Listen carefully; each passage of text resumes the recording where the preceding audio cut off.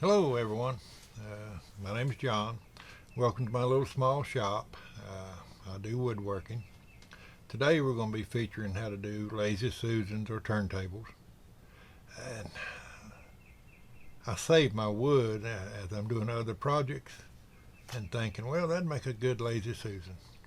So I'm just going to show you a few of them today that I've saved and the wood design that's in the wood, and we'll just kind of let the wood do the talking. Very simple to do if you understand the concept of a circle. I didn't in the beginning. Gentleman had to show that to me, and after that it was pretty easy. Just getting the right tools to do it with makes things a lot simpler. So we're going to get started today so we don't waste a lot of time. So I'm going to show you some of the wood I've picked out to start my lazy Susans with. And keep everything in mind that the wood I'm using, this will go on someone's countertop, dining room table. So I try to pick out the very best wood, be the show off their dining room table, and be the best feature possible in their home. So let's get started. All right, here's a piece I've saved off another project, and when you run these pieces of wood through your planer and sander, you really don't know what's going to come out until you see the finished product. But you can just see the designs in that, and you can just imagine that on someone's dining room table or on their kitchen bar top. They put their salt and pepper, anything like that on it. I did another one here. It's an oval in order to capture all of this design in this one. It took me 3 tries, but I got it to the maximum coverage I could do on that one. Also, put these back. Here's a couple of boards. I got a red oak and a black walnut here. So I'll show you. Here's your magic lazy Susan drawer. You don't have to worry about finding the center. You just have to make your maximum circle possible. It may take you a few tries to get it adjusted. So you want to use all the wood that you can possibly use. So you don't want any waste. You know, in the price of lumber, waste is a no-no. But you want as big as possible without wasting any wood. Alright, so we're ready to draw this circle.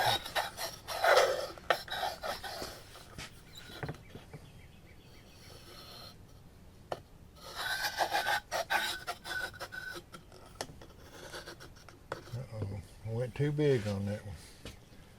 So I'll have to reduce it. Just flip it over. Try it again.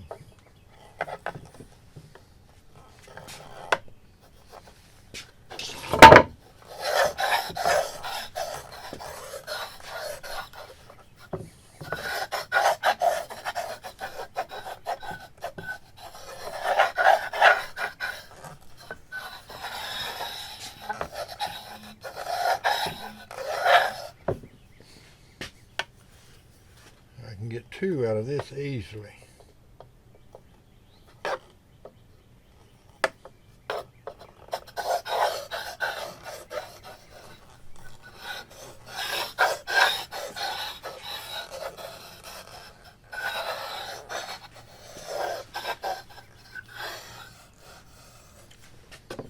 Okay, now we're looking at, time you cut your circle, a little over 11 inches on your lazy Susan or turntable.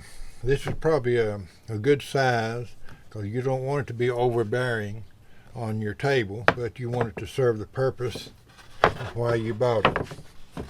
I also have the red oak. You can see the design in it.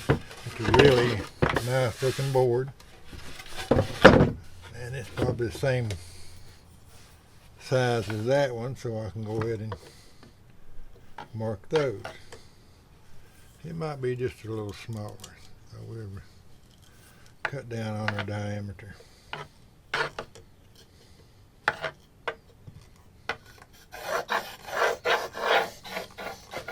This black line shows up better on the oak than it does the black line.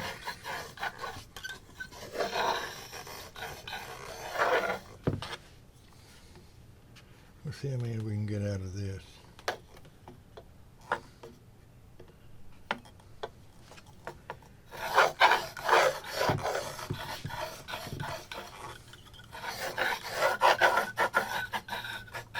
All we're concentrating on now is the tops. Then you go through the same picking out of the wood for the bases in order to get your maximum effect. Because you want a pretty base also, even though it's not seen that much. You want it to look great. It's on some of them on the dining room table.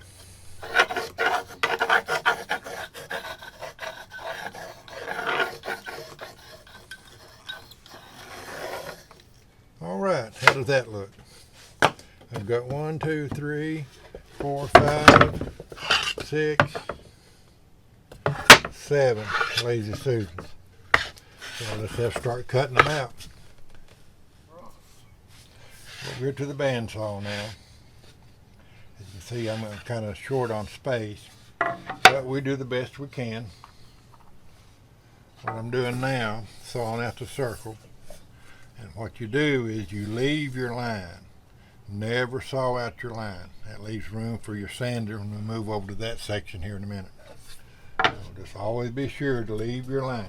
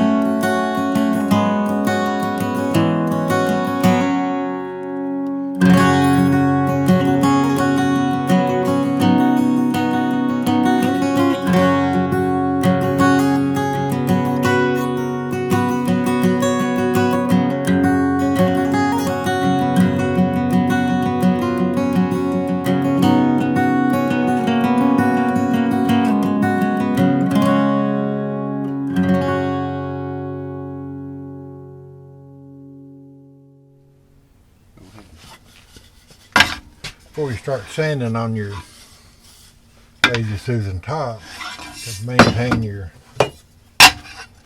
right angle, so you don't want this to end up at an angle, so you want a sharp 90-degree turn on it. So you use your quick square to make sure that you get your angle that you're looking for and maintain it. Because like you say, everyone that sits at their dining room tables will see this, so you want it to look as best as possible. As you can see, I sawed them pretty quick over there. because you don't have to be that detailed. But over here now, you must be much more detailed to get the line out. You don't saw the line over there. Over here, you sand the line out. I know that sounds crazy, but that's just how it is. So I won't be able to talk much. I'm getting ready to turn the machines on, my dust collector. But I'll just slowly sand down and sand the line out. That will get your perfect round circle. I'll pause it a minute there to show you how to do it on your disc sander. Of course, the people who have been using disc sanders will know this already. But for the new beginners, you always sand on your downward turn. So if you do it over here, then it's going to flip your thing up and put it in a hazardous situation. So always sand on the downward turn of your disc.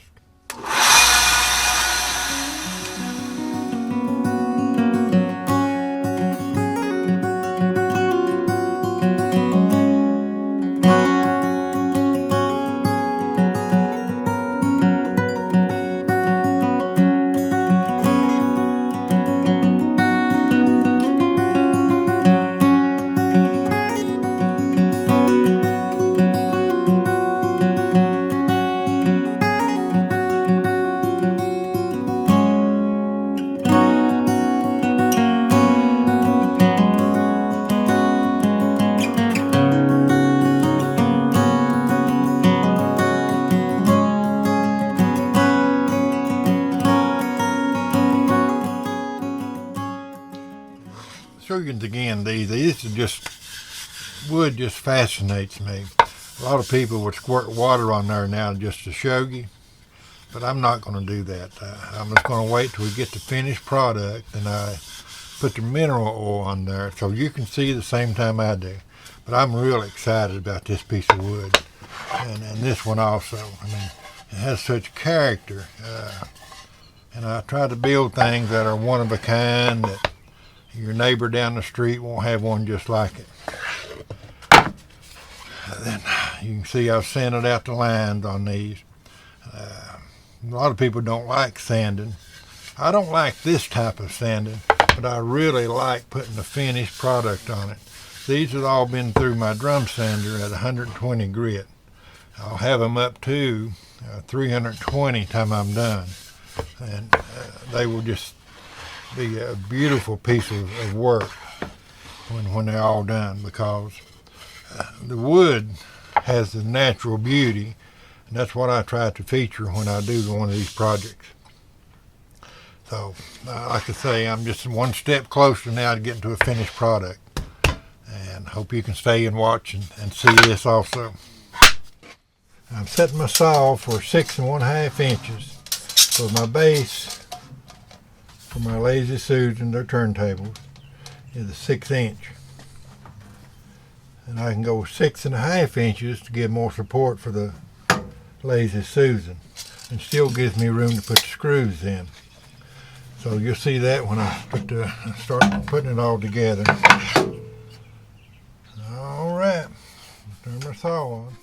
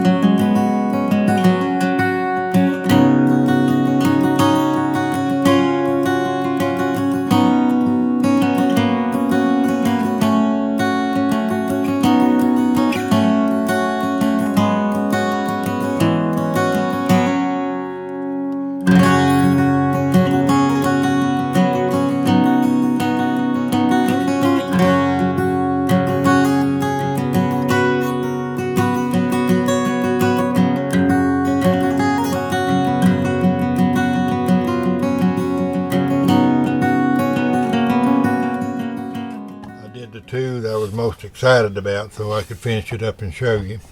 But I put ahead and put the 6-inch bases on there for you that will rotate them. Right here's the part that I really enjoy when I get to the finished product, because you never know how it's going to turn out. But you can just look at the detail in that wood. That would be an added feature to anyone's dining room table. Just hard to beat a nice, beautiful piece of wood. And I was saying, this is the part I really enjoy. This is what makes the woodworking exciting and fun for me. Just look at the colors coming out in this wood. Got your little bit of sapwood here on the edges. Got your burl in here. And if you turn it this way, looks like Tweety Bird eyes. I soak it very heavily with the mineral oil to protect the wood. Now when you get home, whoever purchased this, if they want to come and put a everlasting stain on it, they can. But I'll leave it with mineral oil, and I'll leave that final decision up to the customer whenever they buy it. Hello, as you can see, all of these turned out very well. Really pleased with how they did. You can see some of the design in some of that wood, and look at that one. It's one of my favorites. There's Tweety Bird, of course. That would make nice on your table. That one's really good. That's a wild cherry. Just want to thank everyone for watching, and please subscribe, share, and like on the YouTube channel, because we've got to grow it. Thank you very much, and watch for my next video.